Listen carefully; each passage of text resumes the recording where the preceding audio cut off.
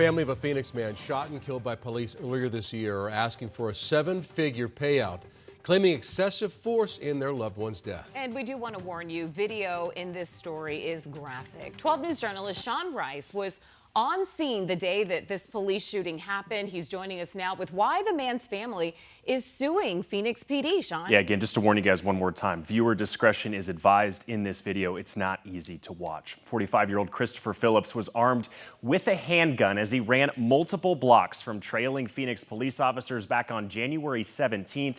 But his family says he didn't pose a threat to anyone when he was gunned down that day right in the middle of the street, shot and killed while his back faced the officer.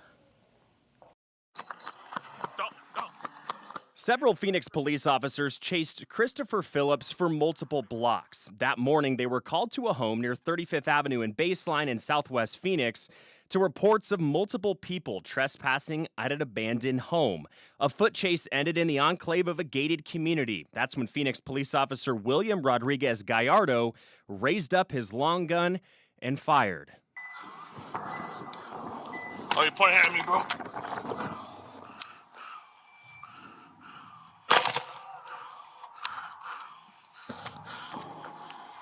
998, 35th and Park. Subject's down. You're pointing the gun at me, bro. Don't reach for the gun! This body camera footage was released 14 days after the shooting, in line with Phoenix PD policy. You can hear the officer say he saw Phillips point a gun at him before firing his own weapon. That an officer perceives anybody's life in danger, including, his or her own. Lethal force, is something that's an option at that point. Police recovered this handgun next to Phillips's body after their attempts to give him aid were unsuccessful. Late last week, Phillips's mother, Maria Munoz, filed this excessive force lawsuit against Officer Rodriguez Gallardo and the city of Phoenix. It claims that Phillips was running away when he was shot and killed in the back. The lawsuit claims Phillips did not pose a threat of death or bodily harm to others or the officers when he was shot and killed. They add that Officer Rodriguez Gallardo gave him no warning that he was going to fire his weapon. His family is now asking a judge to award them with $5 million, including $1 million to each of his 3 children.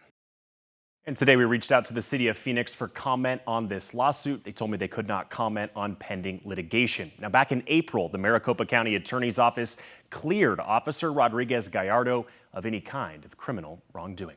Back to you guys. It does seem, Sean, like he takes a long time to, aim that long gun at him.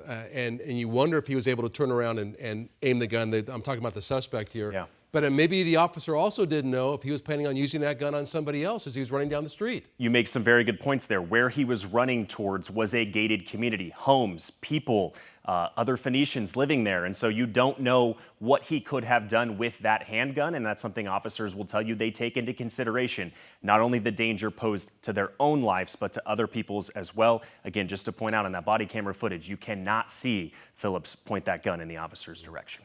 All right, and this will obviously get in front of a courtroom and a jury moving forward. Yeah. Sean, thank you.